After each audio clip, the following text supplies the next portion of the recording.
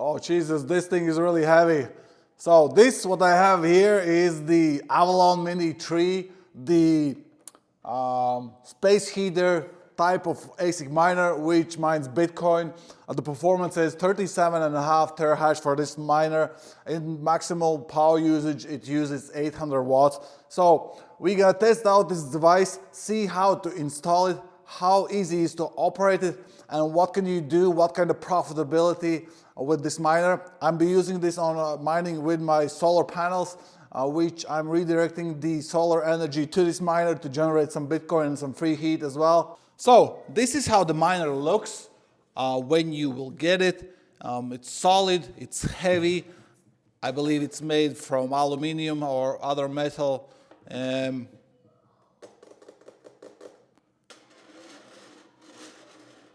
It has a metal grill in the front of it. You can hear a little bit shaking. I think that might cause an issue when the fans are moving, but let's see. So there's the logo branding on top of the miner. There's on and off button. I'm not really sure what does this button do. Maybe restart by the looks of it. And what else there's? Oh, there's a power switch on and off, and there's cables plugging in, and then there is a, I'm not sure if you can see it, there's a USB slot. Is this for the Wi-Fi? I believe so. It's for the Wi-Fi dongle. Yeah, it's for the Wi-Fi dongle. And yeah, I think that's about it. Oh, and there's a small button in there as well beside the dongle, which is the reset button. Just in case anything happens with the miner, you can reset it. Also, in the packaging, you will get the USB dongle, the manual for the miner, a nice, good instruction booklet, in multiple different languages. Also, as always, Avalon products comes in great packaging. Very solid, nothing can break by the looks of it in the shipping. And then there's another envelope inside with some more rubbish. So yeah, let's try to turn on this device, see how easy it is to connect it. You need the Avalon family app to operate all home miners from the app. So let's turn this device on and see how it will perform.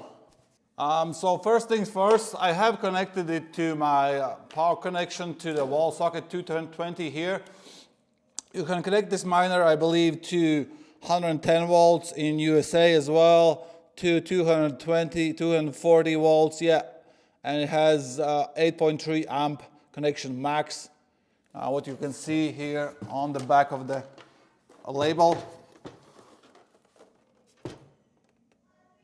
Okay, so the other thing what you need to do before the starting up is to connect the Wi-Fi dongle to the miner, which will receive the Wi-Fi on the device, because you need a network. You need network to get mining. So you would connect it here. It's a USB slot under the miner. What they say is also this miner supports LAN, so you would need a converter, USB to LAN port. Okay, so let's push that in. And then we're gonna flick this on button to start the device. Okay, you can see there's some lights coming up on the screen. And this probably, hopefully, we can set up and get this miner working. Shouldn't be that hard, as we have set up the previous versions. Okay, it shows a Bluetooth there icon on the top, so I assume maybe we need to turn on Bluetooth. I'm not gonna, you probably can see all this what you need to do in manual. I'm just gonna do it and try it myself without the manual. As I have set up before the Avalon Nano S, the 3S and 3, I believe it's very similar setup to set up this device and to start mining Bitcoin.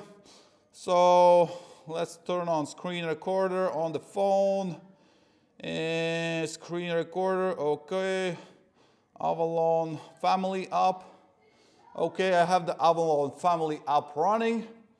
And how do I connect new devices? Okay, add new devices, a Mini 3, search. Okay, I found it. Okay, connect.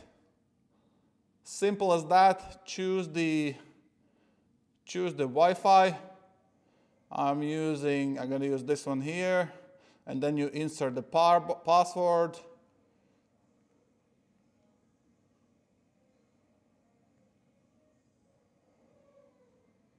Okay. You insert the password of your Wi-Fi, which should connect the miner to a network, and that way you will be able to configure the mining pool. Okay, it succeeded. We can see that device is available.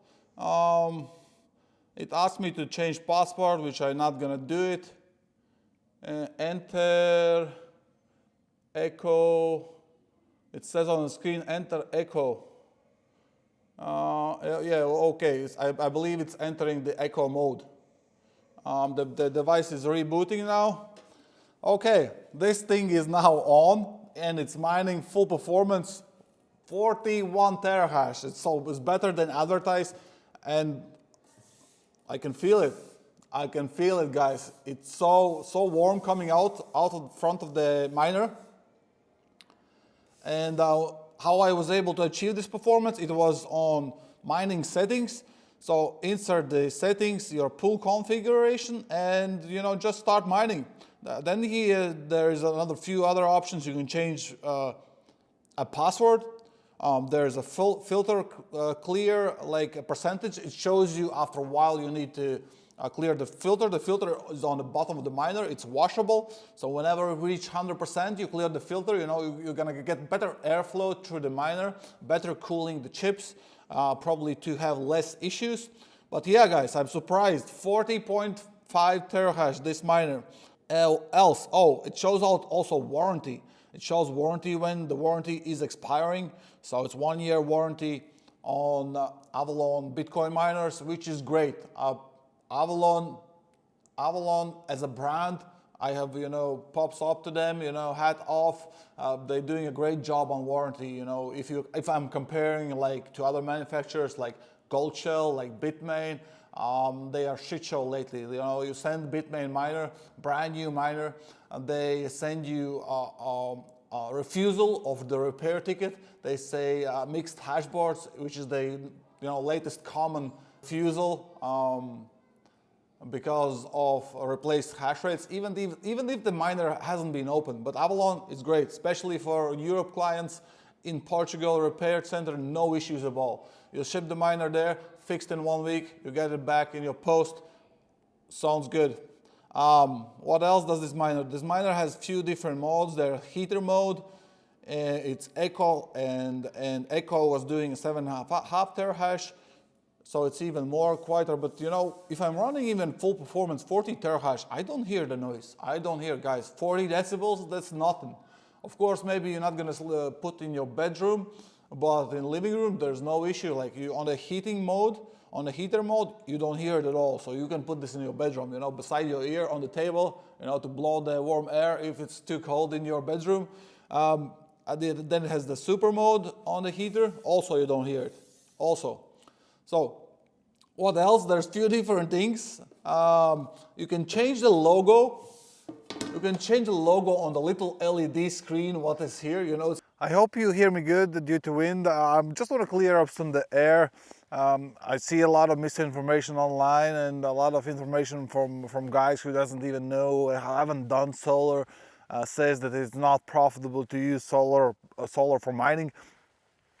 There's different countries, different set of rules, different set of solar, and also this different set of setups. Like this is my setup here outside my house, which I have been using for the last 2 years. I haven't been using this for mining. What I have been using it for heating the house. So this is built This is 17.5 kilowatt system.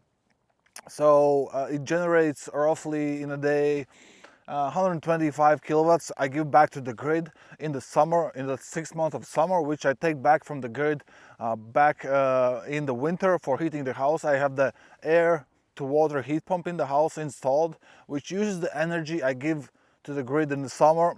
I'm taking back in the winter to heat out the house. I'm trying to get, it's the house is on the grid, but it is how you call it, it's self-sustainable house, like a greenhouse. There's very, fuck all utility bills to pay on this house, apart from some, network and some other stuff, but very little. So can it be used for mining? Of course it can be. So this cost me $4,900 the panels itself, to ship them directly from China. I bought these in the hype, when the war started, Russia Ukraine, the electricity prices skyrocketed, so everybody wanted to get the solar panels. These I believe I paid about 25 cents per kilowatt hour for these panels plus the shipping. So it ended up $4,900 for the solar panels itself. Then there's the brackets, and the installation was about another 5,000 euro. So I roughly paid somewhere 11,000 for all the setup. This has been doing for 2 years already, and so roughly in the month it generates 400 kilowatt hours. If I'm times 10 cents a kilowatt, that's 4,000 kilowatt hours. So that's 400 euros a month I'm generating. There's 6 to 7 months of sun. It's now from the March to September. There's a plenty of sun to generate that amount averagely for a month to give back to the grid. So I'm generating 400 euros a month. I've been doing this 2 years. So 400 euros times 6 months, that's roughly 6-7 months, that's 2,500 euro a year. 2 years, 5,000. So 4 years these panels will pay off completely, and up from that it's free on power. I could use that for mining, I could use that for heating a house. The same thing with the solar panels for mining. It takes up time to pay back the panels, but after you've done that, you have from that on, the panels, like warranty lifetime is 20 years, and you could mine for 20 years, just change the equipment after 4 years. The average electric price would be much lower. Of course, there's different systems in different countries. Like for example, in the same country where I am, it is like depending on which year I build this. If I build this now, if I would give that electricity back to grid, when I would be selling it, and when I would be getting back from the grid, I would be buying. So depends on what price I give back to grid. Usually in the summer month, everybody is giving the power back to the grid. The grid is very cheap. Sometimes you need to pay yourself to give it back to the grid. When you want to take it back in the winter, it might be more expensive. You'll be paying more. So it's a little bit rip-off system. Then I would suggest you will need an extra cost, which is also a big cost of batteries, which is my new project which I'm trying to launch in the next couple of months. I want to expand the solar with the batteries, which will be dedicated to mining, and I will try to heat the house with the mining equipment. So that's my next project and goal for crypto mining and solar panels. So thank you guys for tuning in for this video. It was good to see you back. So don't forget to subscribe to this YouTube channel if you're new. If you're new, subscribing helps this channel to grow, helps us to put out more content about better miners, new miners every other day. Otherwise, yeah guys, comment down below what you think about this miner, and otherwise I'm gonna see you on the next one. Goodbye. Mine hardcore or don't mine at all.